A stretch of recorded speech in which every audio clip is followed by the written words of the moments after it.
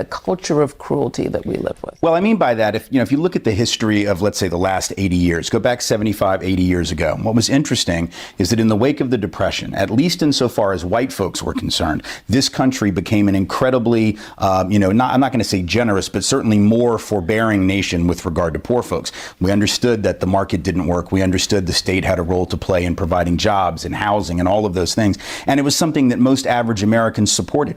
And that really remained the case all through the 40s, all through the 50s, FHA loans, GI Bill, VA loans.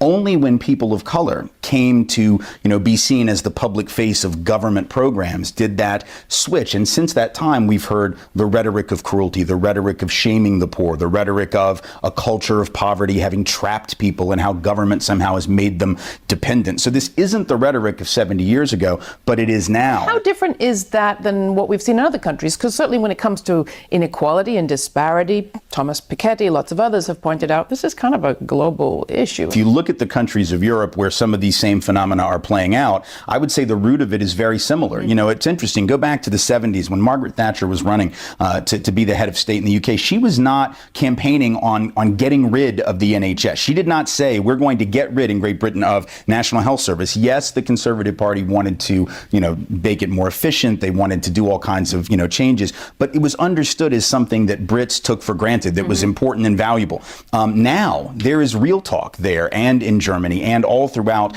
Western European nations who were and Northern European nations known for, Scandinavian countries known for their social welfare programs about, maybe we should rethink this. Well, why are they doing that? I would suggest one of the reasons is that as immigrants from North Africa, as immigrants from the so-called Middle East have come into those countries, now you have these white folks who are saying, oh, wait, you mean it's not just going to be my cousin or my family or people like me. It's the same thing that's happening in the U.S. So I would suggest that some of the pushback against social welfare safety nets is there as well as here, connected to the feeling, the perception, often very inaccurate, that people of color are the ones who are taking advantage of or abusing the program. Do you have your favorite example